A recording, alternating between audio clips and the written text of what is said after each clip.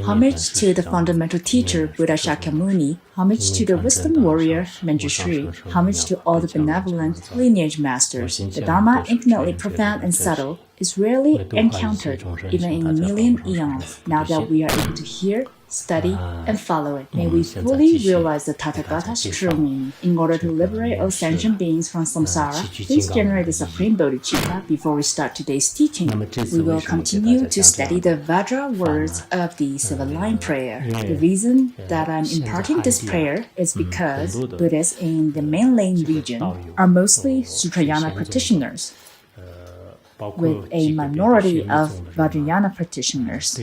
They are unfamiliar with the life story of Padmasambhava and are not acquainted with the profound teachings of Vajrayana. So this time, by learning the introduction to the seven-line prayer, they can get a better understanding of the extraordinary qualities of Vajrayana. If the teaching goes against the principles of Buddhism or secular morale,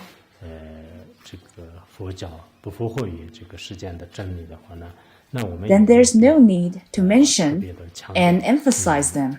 If it is indeed fallacious, yet we insist on convincing people that it's the truth, then this is none other than a deception. So we should never do that, and we never will. In the past, due to many reasons, many people were not familiar with Vajrayana. When it comes to the extraordinary accomplishments in Tibetan Buddhism, accounts of the rainbow body, etc., they either think these as impossible or consider miraculous accounts as tales.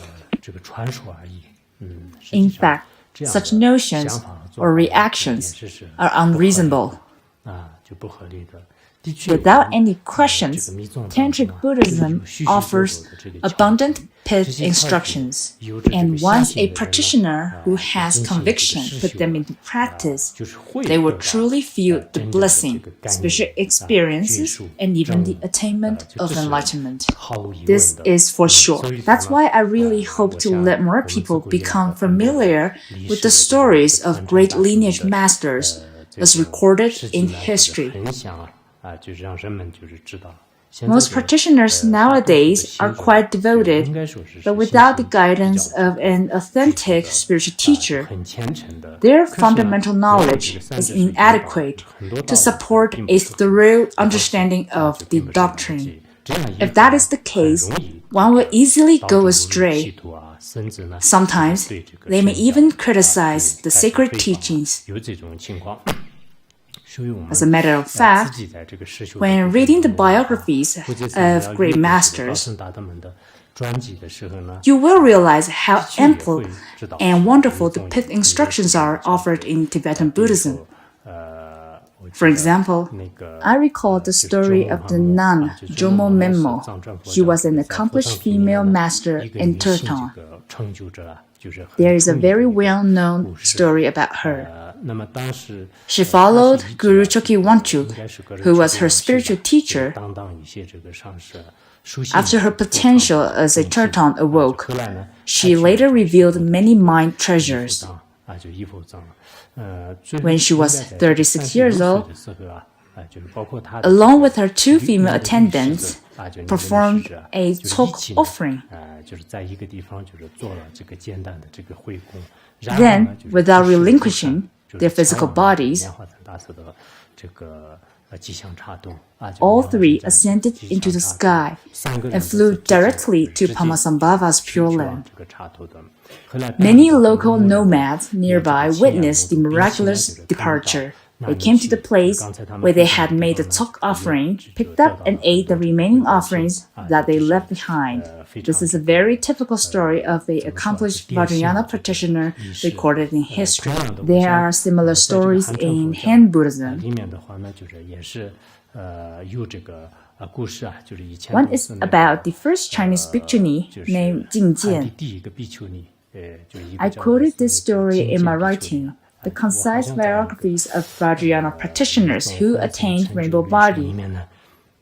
The book was published in the Quarterly Journal of Luoyang Buddhism as early as 1997. In Master Longlin's commentary on the Heart Sutra, a book called Lives of Great Nuns also featured the story of Bhikshuni Jingjian's enlightenment. In the early days, there were no bhikshuni in the mainland region, and the Vinaya concerning the female Sangha were incomplete.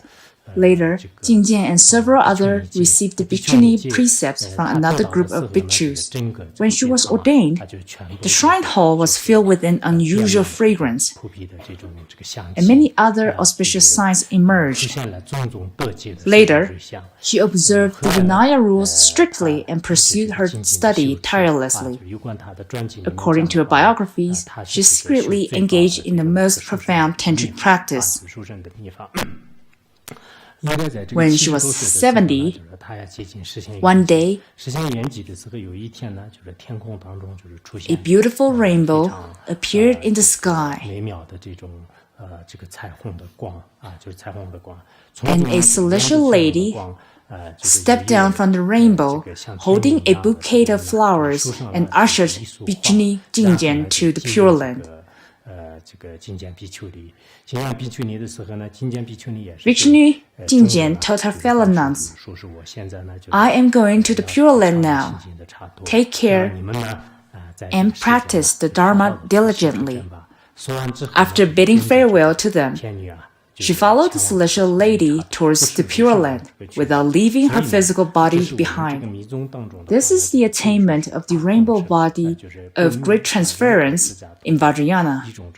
The body transforms into light, leaving nothing behind, not even a single fingernail or a piece of hair. So we should keep in mind that there are many pith instructions in Buddha Dharma.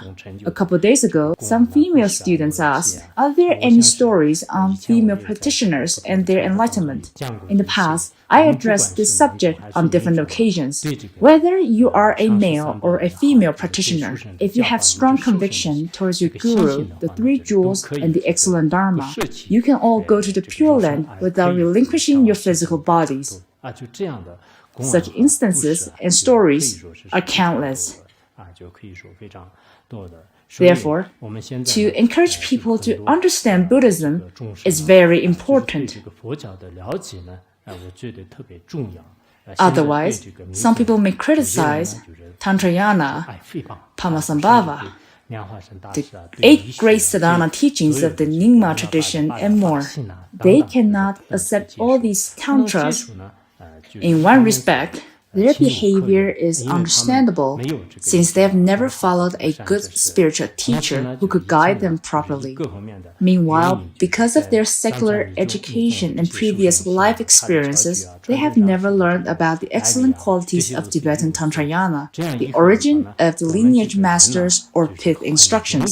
Thus, they are very likely to be confused by ignorance, especially under the influence of negative surroundings. For example, if they follow disqualified teachers, they are more likely to slander Tantrayana. This can happen quite easily.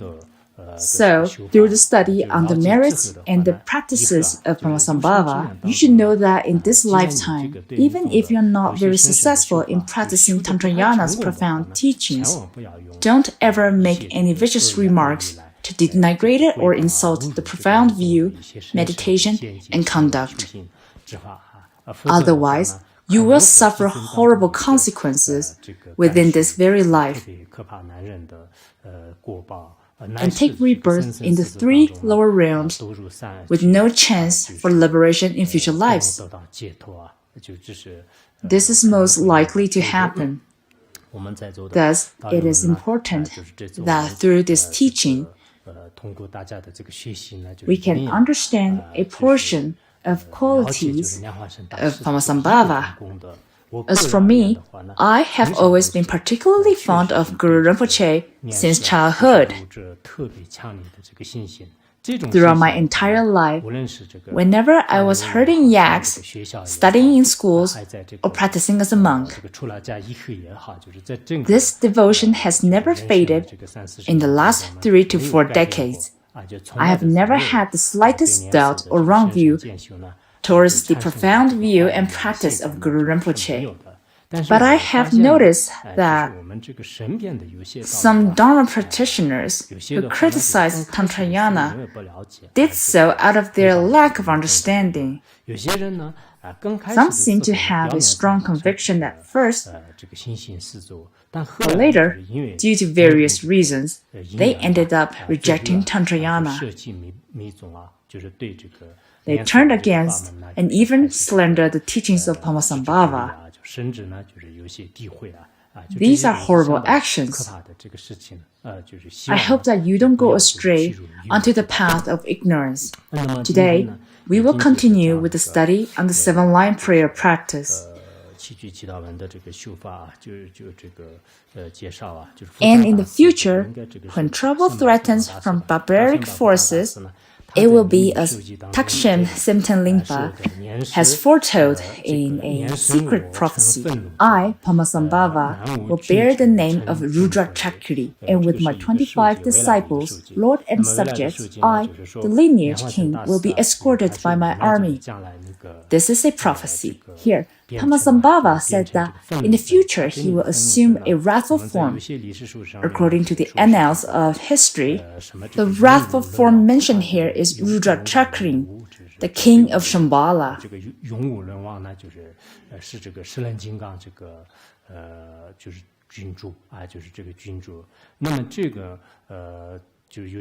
Some historical records indicate that about 200 or 300 years from now on, anyhow in a few hundred years to come, when the barbarians of the human world are about to destroy Buddha Dharma, the army of Kalachakra descend to the human realm from their kingdom to India, the Tibetan region, and many other places, and they will subdue all those who hold wrong views and will conquer the earth. This is clearly documented in the history of the Kalachakra. In the present time, those who come into contact with the Kalachakra or the teachings of Padmasambhava will attain liberation at that time in the future. Many spiritual masters will come to this world at that time. Nipan Rinpoche will be born as Khenpo. His Holiness Jigme Phuntsok's previous incarnation, Chertan Sodargye, will take birth as Karma Dorje, the commander of Kalachakra's army, and all the followers of his lineage will become the soldiers of this future legion.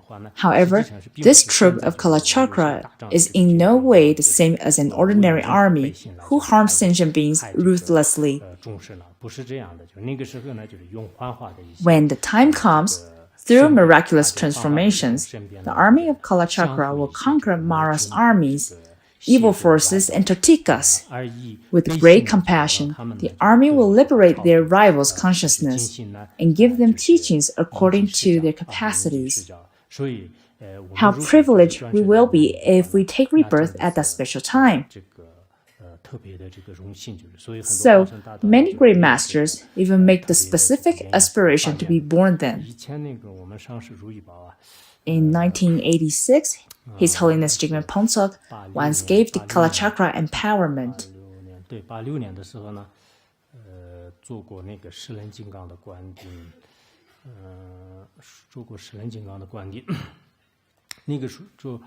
His Holiness said one emblem was needed for the Kalachakra empowerment.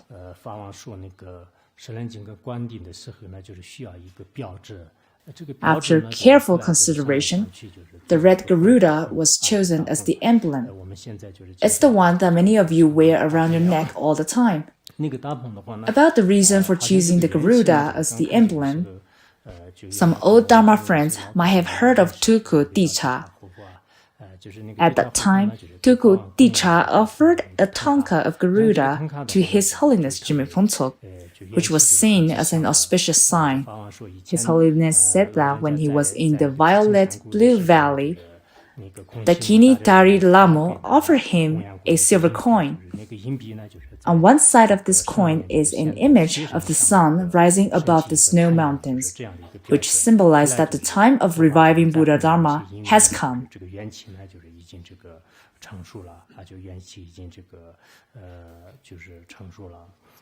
Before the Kalachakra empowerment, Rinpoche was just considering making the Garuda the emblem of the empowerment. And then Tulku Dicha offered the tanka of the Garuda, which was very auspicious. At that time, we made a picture of the Garuda in black and white, and every Dharma friend bought one. It was made by a Chinese man who had stayed here temporarily for photography. Rinpoche said that him and Tulku Yiping were haggling over the price of the picture with the man all morning. They finally brought the price down to 50 cents per piece. $1 renminbi was the initial price, but it was bargained down to 50 cents. Every one of us was asked to purchase one, the emblem of the empowerment. In the future, the Garuda will be the emblem for the Kalachakra Legion.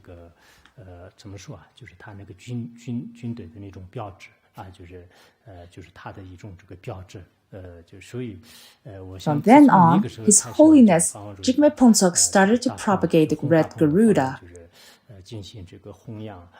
For the welfare of Dharma friends, I designed a logo of the Red Garuda, and this logo was printed on the cover of many of our Dharma books. There are two auspicious reasons for doing this. First of all, Rinpoche said that the Red Garuda is the emblem of Shambhala's army. In the same way, we should make the aspiration to manifest as a soldier of Kalachakra to subjugate an assembly of Maras. Another reason being that countless eons ago, there was a universal monarch. One of his 1,003 sons aspired that when all his brothers were to attain Buddhahood, should there be any obstacles, he would be the one to dispel them. At that time, the prince made such an aspiration, and that's how he became a Garuda. In Tibetan Buddhism, there are many dharmas of Garuda practices. In the treasure text of Dorje Dechen Lingpa, there are sadhanas of the Black Garuda, as well as practices of multicolored Garuda, Red Garuda, and many others. His Holiness often talked about and delivered teachings on the Red Garuda. As a matter of fact, practices of the Red Garuda are easier to engage. In the treasure text, there is a practice with a rather simple visualization. First, visualize an egg emitting 5 colored rays of light. On top of the egg, there is a symbolic Tibetan syllable, chom. I should write it down. No pen here. This pen is too small.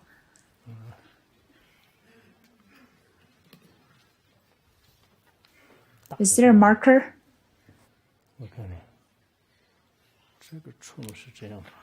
The Tibetan word chom looks like this.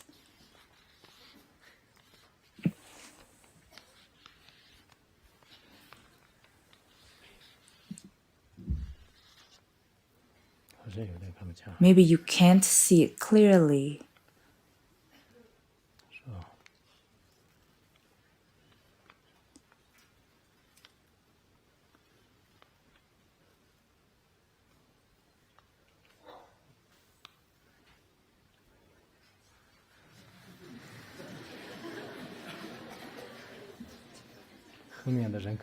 Can people at the back see it?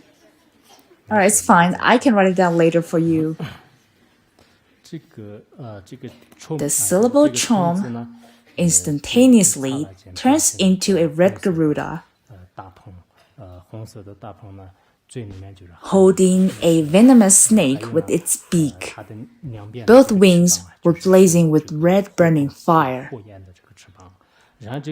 The Garuda emits a self-resonating sound of mantra and burns the vicious nagas with its fire of wisdom. Visualize this while reciting the mantra of Garuda.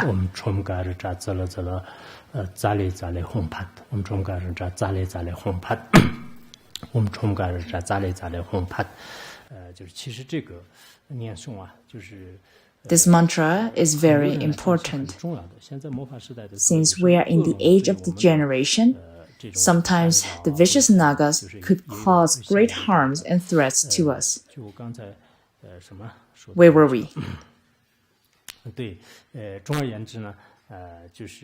Anyway, since we are talking about the symbol of the Garuda, it would be auspicious for us to wear the Garuda badge from now on,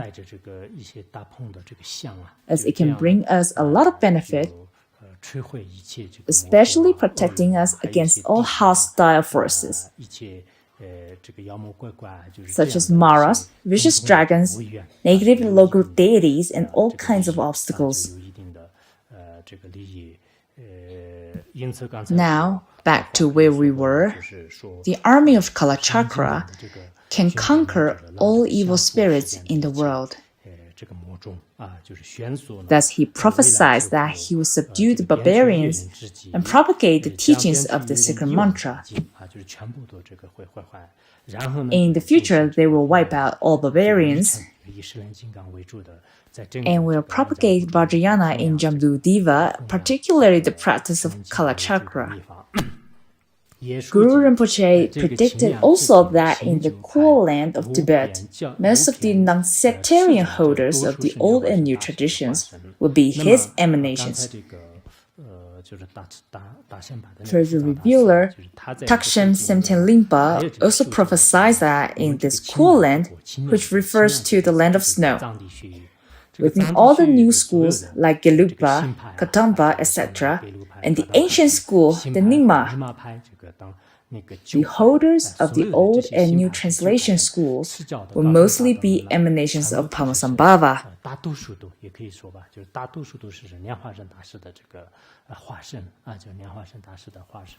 I think many of you already know this.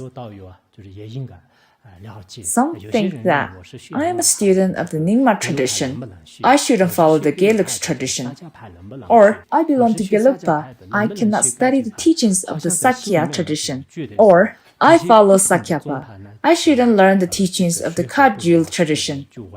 They feel that all these traditions are completely incompatible and contradictory. Such an opinion is actually illogical. In fact, many great masters or the Dharma holders of Tibetan Buddhism have repeatedly told us that the founders of each tradition are manifestations of Buddhas or Bodhisattvas. The doctrines that each of them propagated are not contradictory, such as generating bodhicitta, accumulating merits, and attaining the two kayas, and so on.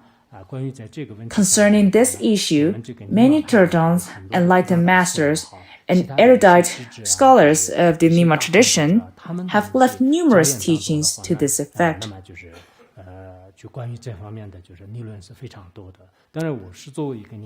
Of course, as a Nyingmapa myself, it might be quite difficult to argue a point with only references coming from our own tradition. In the past, His Holiness Jigme Pongsok often quoted teachings of great masters from the Gelug tradition to demonstrate this point. First of all, we should know that these three founders of three schools, Padmasambhava of the ancient school, Atisha, and Tsongkhapa of the new school, are actually different manifestations of one embodiment. How do we prove that? The fourth Panchen Lama of the Gelug tradition, Lobsang Chogi Gyatsen, once said, the Siddha Padmasambhava of great wisdom manifested in the form of the glorious Atisha, then again manifested as Lobsang Drakpa. I take no other refuge but in you all.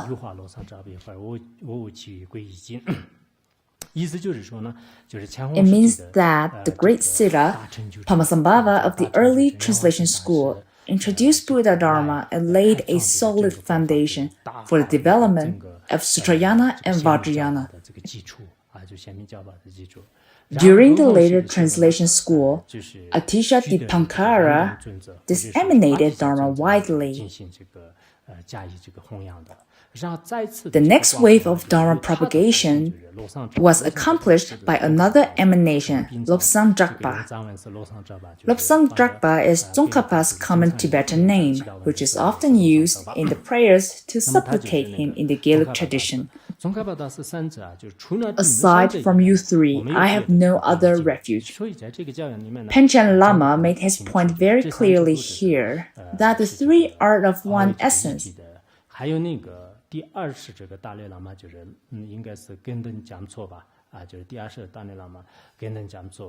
Also, the second Dalai Lama, Gundeng Gyatso, expressed the same view.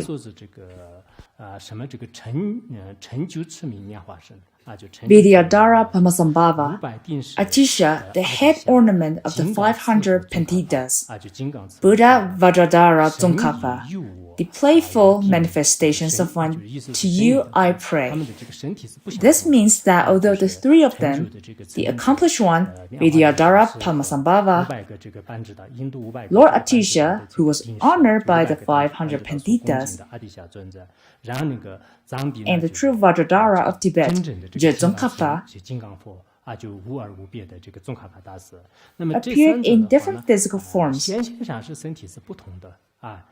One promoted the Nyingma tradition, whereas another propagated the Gelug tradition. Yet they are all of the same essence and manifestations of Buddhas and Bodhisattvas.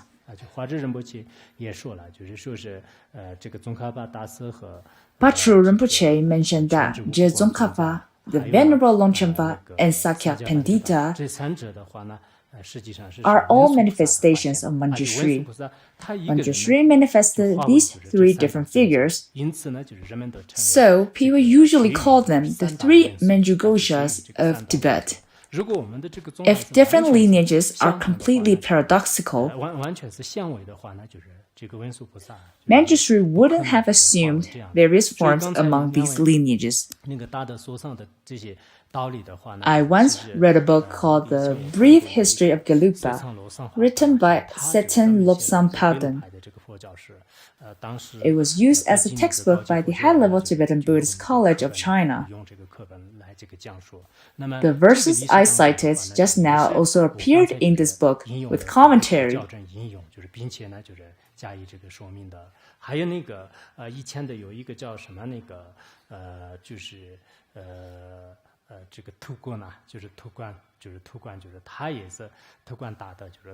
Also, there was a very prominent figure from the Gelug tradition who said that the three Dharma lords, Atisha, Gampopa, who was the spiritual successor of Milarepa, Tsongkhapa, are manifestations of Padmasambhava.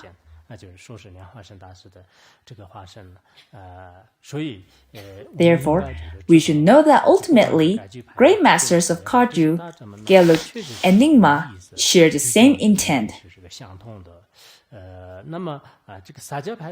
So how about Sakya masters? Are they no different from Nyingma masters? In the brief biography of Padmasambhava, there is a stanza which reads, "When the time comes on a higher ground called Sakya, born to the father Manjushri and mother Tara, is my emanation, whose name is Kunga Gyatsen. He will rebuild my palace hall."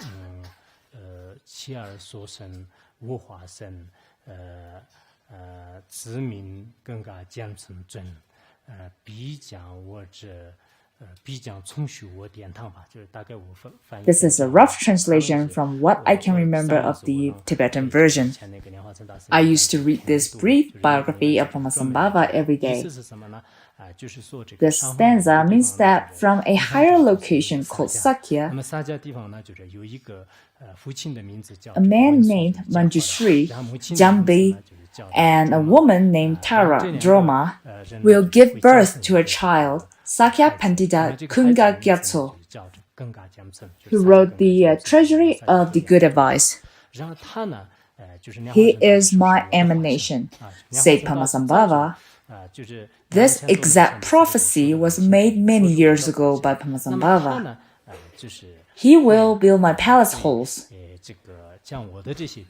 This indicates his effort in reconstructing and repairing the shrine halls of the early translation school. I can see some Sakya students here. They seem very happy and smiling.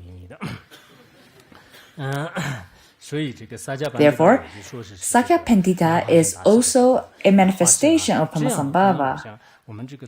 Also, in the Jonan tradition, there was a remarkable master named Taranatha. According to his biography, he is a manifestation of the Venerable Longchenpa, as I have mentioned before. So the ultimate intent of the teachings given by great masters are not contradictory. It is totally fine for you to follow whichever lineage you choose. But please do not slander other lineages from your personal view. The situation has improved for the betterment now. In the past, a few individuals in the Gelug tradition weren't so well informed, so they attacked the Nyingma tradition. Great masters, true holders of Buddha Dharma, later clarified the truth since they know ultimately there is no contradiction among different traditions. So, in the same spirit, all sects of Buddhism in the world, may they be Tibetan Buddhism, Theravada Buddhism, or Northern Buddhism, they are just different paths leading to the same destination. The different paths are necessary. If there were no various sects in Buddhism, due to the human nature to discriminate between self and others, we wouldn't hold these teachings dearly and protect them.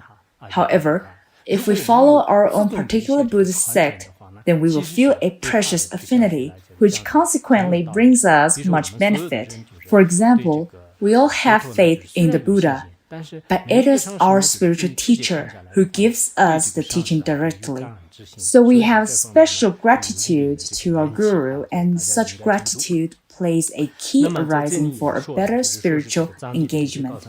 All in all, most Tibetan masters are manifestations of Padmasambhava. He has shown himself and bestowed innumerable blessings and instructions in front of scholars and accomplished noble beings. This is clearly evident in their respective biographies. You can read the biographies of different masters. Before making the pilgrimage to Mount Wutai, I read many biographies of great teachers of the Gelug, Sakya, Jonan, and Kagyu lineages, and can see that many accomplished beings had personally met with Padmasambhava, not to mention those of the Nyingma tradition. Many accomplished siddhas of the Nyingma tradition, and even ordinary practitioners, see Guru Rinpoche, receive his blessings and empowerment in their dreams. A while ago, never mind. I had a very auspicious experience in my dream. I better keep it to myself. As for other spiritual teachers, for example, there was a spiritual teacher called Hwagu Gyatso, who was an extraordinary tulku.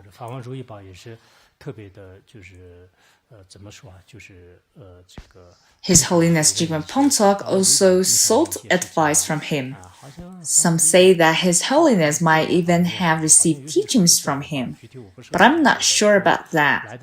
When I first came to the academy, Tulku Hwagu Gyatso had a small house in the Dharma Wheel district at the academy.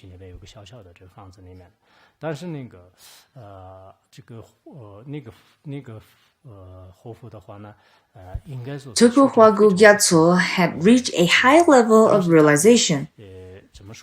During the Cultural Revolution, Buddhism was almost wiped out in Tibet. Back then, no one could be seen to study Dharma or recite mantras, because it would bring great danger if one was exposed. This is how strict the religious policy of that period was. Once, I heard a story which many people confirm it to be true. Tulku Huagu Gyatso had a dream one night. This happened almost 20 years ago, so my memory is a little bit blurry now. He dreamt about circumambulating a sacred mountain.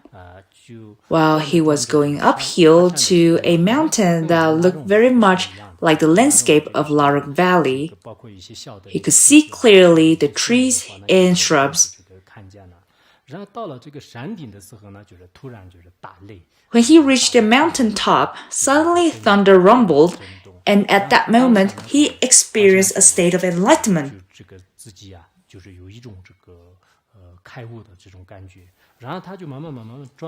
As he was slowly approaching the front side of the mountain, all of a sudden, that mountain turned into Padmasambhava with a formidable presence. Light radiated from him, and the entire land of snow was glistening in glory. This light reached the whole land of Tibet and other places. The next morning he woke up and analyzed his experience and the various scenes from his dream. There seemed to be hope to restore Buddha Dharma. That day, Khenpo Depa happened to write a prayer for the prosperity of Buddha Dharma. The context is similar to Mipham Rinpoche's the prayer for spread of the Nyingma tradition. The lengths of both texts are similar. Later, we implored Khenpo Depa to write a commentary, which he did. So, on the very same day, he received this prayer. In fact, during that critical period, Khenpo Depa was always very cautious. But he wrote down this heartfelt aspiration secretly and sent it to the tulku. When Huagu Gyatso received this aspiration, he told many people that this might be an auspicious arising for the restoration of Buddha Dharma. When I first came to Larung, I told Tulku that I was from Domang Monastery. He said to me, "Khenpo Depa of Domang is remarkable. Don't take him as an ordinary Khenpo. He is truly phenomenal." A senior practitioner of high realization shared some stories. Undoubtedly, these are true stories. Once the blessings of Padmasambhava enter into our hearts, whether we are famous or not, many good signs will certainly emerge.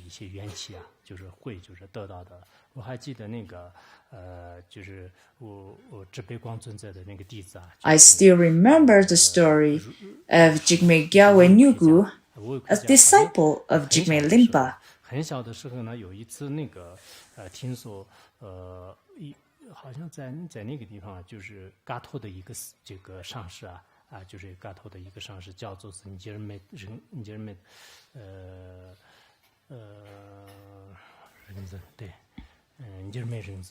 Once he heard that Lama Jigme Rinzing of Gatok Monastery was to confer the empowerment of Padmasambhava.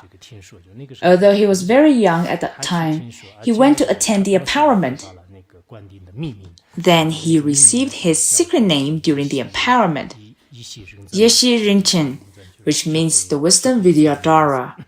Since then, he had a strong conviction in Padmasambhava. Later, he continued his life as a shepherd.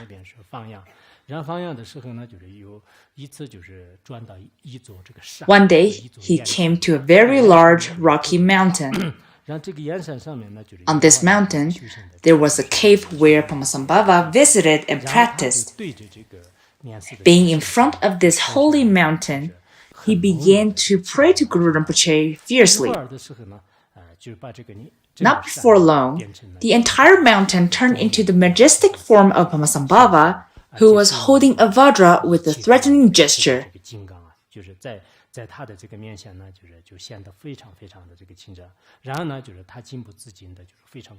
He couldn't help but to pray wholeheartedly with the seven-line prayer and the Vajra Guru mantra. A while later, Padmasambhava suddenly vanished. Although he was very young at that time, he came to the realization that all teachings of different sects and traditions point to nothing but the realization of the nature of the mind. Right at that moment, he recognized the nature of the mind.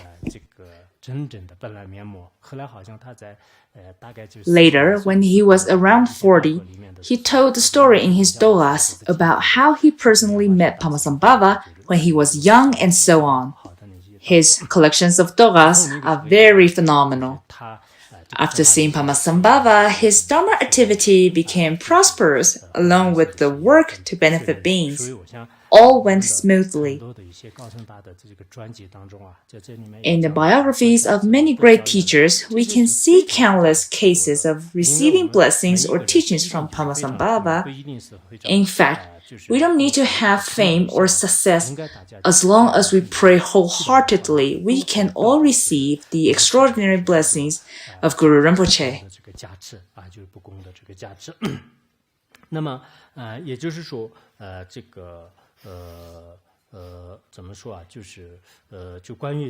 Similar cases can be found in the stories of these masters. Guru Rinpoche always says in the future when Maitreya is the Buddha of this world, he will appear as a bodhisattva and will be a teacher of beings and will greatly spread the doctrine of the secret mantra. He will appear as Bodhisattva Dodron. Dodron means taming and beneficial to sentient beings. Surely, he promised to appear at the same time as each of the Buddhas of this fortunate aeon. Of course, it is said in some Shastras that Vajrayana will prosper during the time of Shakyamuni and two other Buddhas.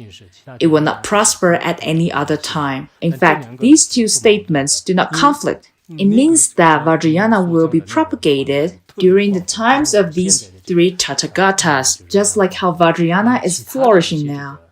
In the time of other Tathagatas, fortunate aeon, until samsara is empty, Padmasambhava will come and disseminate Vajrayana in various forms. But Vajrayana will not be as prosperous as it is now. It can be explained from this perspective. As long as there are sentient beings, he will remain in his immortal, indestructible wisdom body, the ground of his emanations.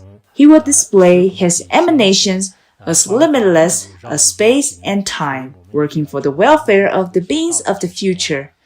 It is necessary to understand who Padmasambhava really is. Nowadays, some scholars and other people regard Guru Rinpoche as an ordinary Tibetan yogi with a top knot. They see him from a mundane sense.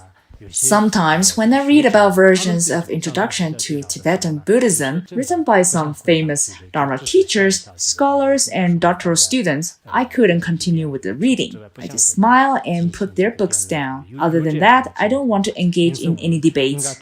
We should know that for us ordinary beings, the actions and accomplishments of Padmasambhava cannot be fathomed.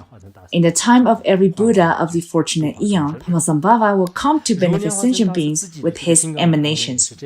As he himself has said in his Vajra words, renowned am I as Padma, the self-manifest, emanated from the heart of Buddha Amitabha, boundless light. I, Padmasambhava, emanated from the heart of Buddha Amitabha, the sheen of high Avalokita speech. I am the light of the speech of Avalokiteshvara. Among the manifestations of the body, speech, and mind, this is the manifestation of speech, the brother of the Dakini and king of Dakas. I am the brother of all Dakinis. I am the action of the Buddhas of triple time. Great Samantabhadra, peerless Vajradhara, both am I, mighty and compassionate, appearing in my emanated forms. Strong is my activities assisting beings as their needs require. I am their wishing jewel fulfillment of their hopes. As the principal deity of the Dharma activity of all Tathagatas across the three times, and as the peerless King Simultaneous with great loving kindness and compassion, Padmasambhava appears in different forms according to the needs of sentient beings and fulfills their wishes. Guru Rinpoche also said, for beings who are strong in their devoted faith, I am swifter in compassion than all other Buddhas, until the three worlds of samsara are all void of beings. Padmasambhava's compassion will never be exhausted. For sentient beings with strong devotion, Guru Rinpoche's blessing and compassion are swifter than those of other Buddhas. Therefore, in the Nirvana Sutra, when Buddha was approaching Nirvana, apart from Mahakashyapa and Nanda, other disciples such as Kunda, Ananda, Vajrayana, and thousands of holy and ordinary beings were present. When Buddha announced that he was entering Nirvana, many of those present bursted into tears. Buddha told them, in the future, in the stainless ocean with shining light, a man who is better than myself will be born. So a man better than the Buddha will be born, according to Buddha himself. Don't weep, so you all do not cry. This was stated clearly in the Nirvana Sutra. Thus, we must know the excellence of Guru Rinpoche. Of course, from the perspective of both compassion and wisdom, Buddha and Padmasambhava are no different from each other. Padmasambhava does not surpass Shakyamuni Buddha, but in the age of degeneration, when beings encounter all sorts of evil spirits and Tritikas, if we pray to Padmasambhava, Guru Rinpoche's blessings come swifter than the Buddha's. Maybe a few practitioners of Sutrayana cannot embrace this statement, but there is nothing to negate. For example, in the Pure Land school, when it comes to helping beings to take rebirth in Dewa Chen, Amitabha's blessings are swifter than other Tathagatas. The same principle applies to Padmasambhava's power to dispel obstacles. I truly think that in this chaotic age of time, to succeed in your practice and attain enlightenment solely by your own effort is quite unrealistic. In times like this, our minds are easily distracted when we are troubled by obstacles that will definitely occur in our course of practice. However, if we rely on Padmasambhava, once his fierce blessings dissolve into our hearts, then our practice can progress without a hitch. So for every one of us, it is particularly important to pray to Padmasambhava at all times, no matter where you are. Regarding this, we must contemplate carefully.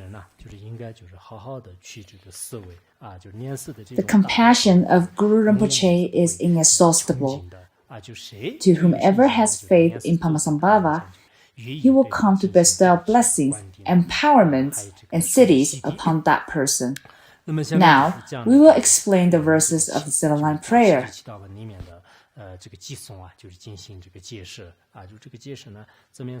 Mipham Rinpoche has already given a very clear literal commentary, so I will just read it out and you will understand.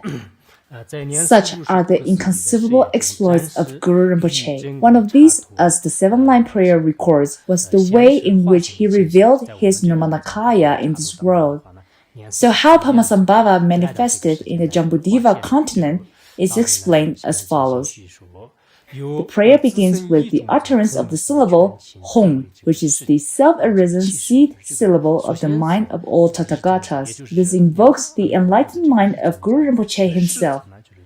The self-arisen seed syllable of the mind, the Tibetan letter Hong, marks the origination of the prayer. Jambudvipa, This world of ours, located to the south of the cosmic mountain Meru, numbers 6 main provinces. Of these, the westernmost region is the country of the Vidyadharas. This is Udayana, or Ugin, the Dakini's land, where upon its northwest rim or frontier there lies a stretch of water, replete with eightfold excellence and free from every imperfection. It can be said to be a very large lake. This is Lake Dharmakosha. It is a symbol of emptiness endowed with supreme qualities, the queen of the ultimate expanse. From the perspective of the profound completion stage, this is a symbol of emptiness, the queen of the ultimate expanse. This lake is perfect in every way, as is obvious, even to the perceptions of ordinary people. It is filled with lotus flowers, the largest of which, growing in the center, is a lotus of exquisite beauty in both its petals and pistil cup. On this flower stem grow other lotuses, thus making 5 in all. Each is of a different color, corresponding to the 5 enlightened lineages, and symbolizing the 5 wisdoms. The lotus in the middle is red to indicate the lotus lineage. We know that Padmasambhava is the mind emanation of Amitabha. In the color of red, the center of the lotus family, the never-ending knot, the precious and immaculate treasury of the heart of Buddha Amitabha is filled with the syllable Shri, shining with beams of 5-color light. The wisdom of body, speech, and mind of innumerable Buddhas of the triple time turns into the Tibetan letter Shri. It is the distillation of all the blessings and qualities of the 3 secrets of the unnumbered Buddhas, of the past, the present, and future. This is the origination of the syllable Shri. The 5-color light dissolves into the heart center of Amitabha. When the moment arrives for Guru Rinpoche to work for the benefit of beings, countless Buddhas and Bodhisattvas of the 10 directions scatter flowers, while the Dakas and Dakinis, together with the protectors and guardians of the Buddha fields, perform the Vajra dance and chant the Vajra song. Then, in order to bring joy and relief to beings of the 3 dimensions of existence, the syllable Shri descends onto the pistil cup of the central red lotus and transforms into the king of Vidyadharas, the great and fearless Guru. So the Tibetan letter Shri on the pistil cup transforms into Padmasambhava, who is without a peer in the 3 worlds and who is noble with many extraordinary qualities of greatness. How is he without a peer? He surpassed everyone in regard to his body, speech, mind, qualities, and activities. Through his immense merit, his very body is a source of benefit for beings. In general, these qualities are exclusive to Tathagatas. At the beginning of the Nectar of Manjushri's speech, it is said that when Buddhas explained the Dharma, they used 3 kinds of miraculous display of body, speech, and mind. By his teachings, he benefits them with his speech. With his mind, he benefits them through his awareness, wisdom. With inconceivable, miraculous power, he guides beings to liberation. So here it describes his body, speech, mind, quality, and activity. Then it describes how he benefits beings, which is similar to the 12 deeds of Buddha Shakyamuni. How was it like at first? He revealed himself in a self-arisen immaculate form, adorned with the major and minor marks of Buddhahood. This is how the letter Shri turned into Padmasambhava. He was then empowered as the son of King Indrabhuti, but later renounced the kingdom and embraced the life of a yogi, practicing in the 8 jhana grounds, where he trained in the boundless teachings of the outer and inner vehicles. The story of his life and deeds is beyond imagination. He displayed an illusory array of 8 manifestations. In 8 different sites, Guru Rinpoche appeared in 8 different manifestations. With invincible strength, he annihilated demons, rakshas, and evil spirits, and brought beneath his power the proud and haughty spirits of the world. He placed many beings on the path of the great secret that brings them to maturity and bestows liberation. He is the object of the most marvelous praises in the whole of the 3 worlds. And as we read about the wondrous, prodigious life of the Lord, the second Buddha, which is described in the trustworthy scriptures of the Karma and Dharma transmissions, we are inspired to have faith in him. There are many biographies of the second Buddha written by great masters. These are the trustworthy scriptures of the Karma transmission. The others are Dharmas. It is crucial to generate faith towards the second Buddha or Guru Rinpoche, relying on these scriptural authorities.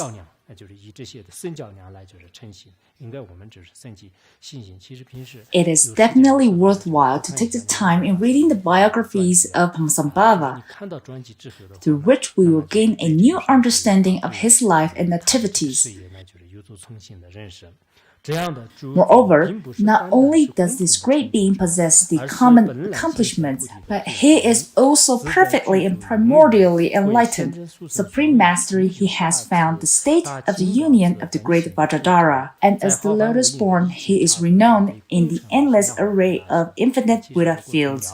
From the perspective of the ultimate truth, it's not as simple as people think. Padmasambhava is not just an ordinary human being.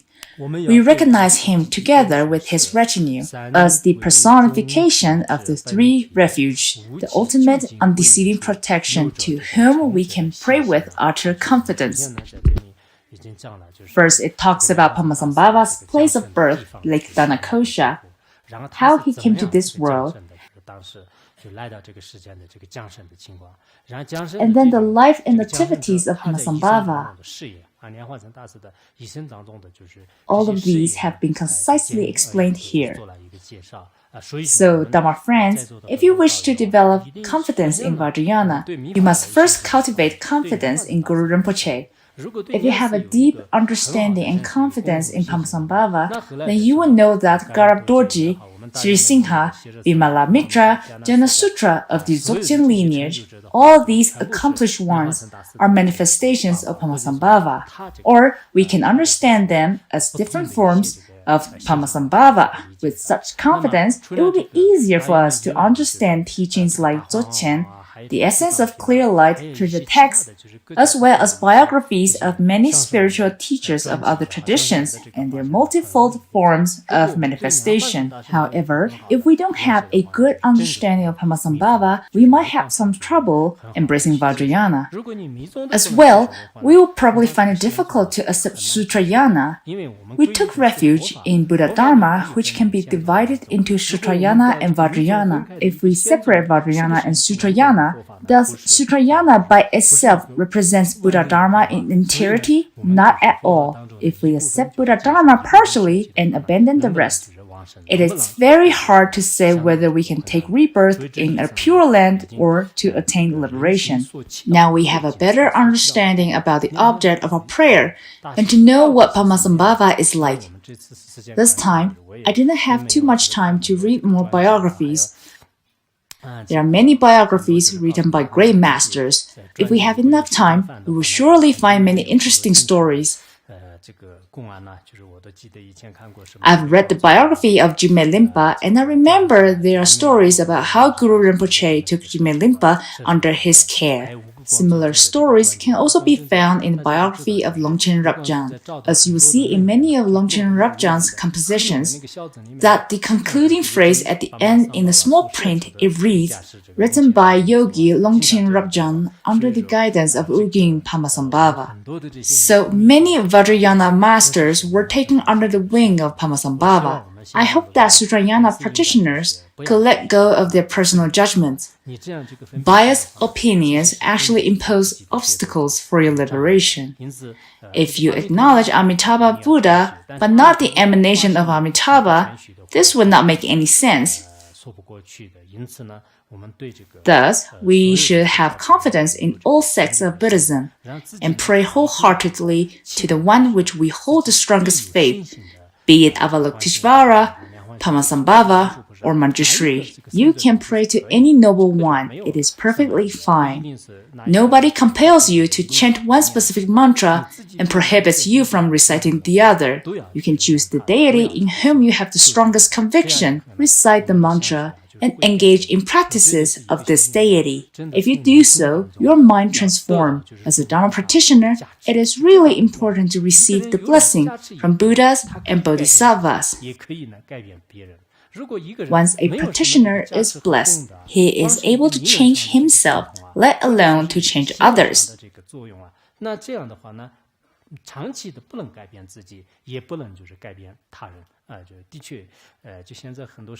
Nowadays, there are scholars who are good preachers on philosophy, but the state of their minds is no different from that of ordinary people.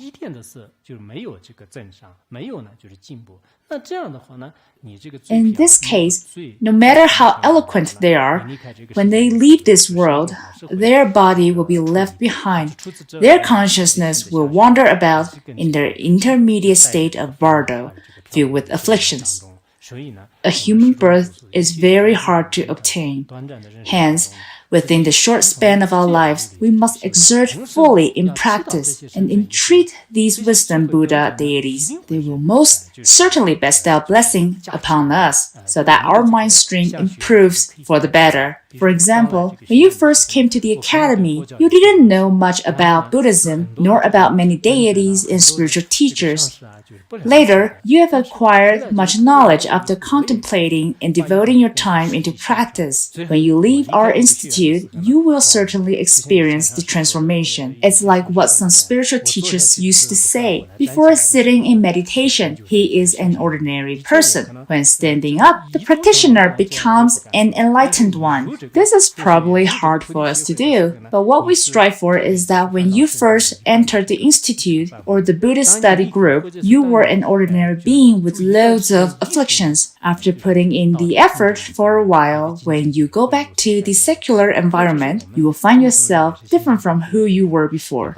This is why it is worthwhile for us to work so hard for Dharma teachings as much as possible. I hope you don't deceive others and fool yourselves. For each of us, if we truly devote ourselves into Dharma practice entirely, we will receive the extraordinary blessing and experiences.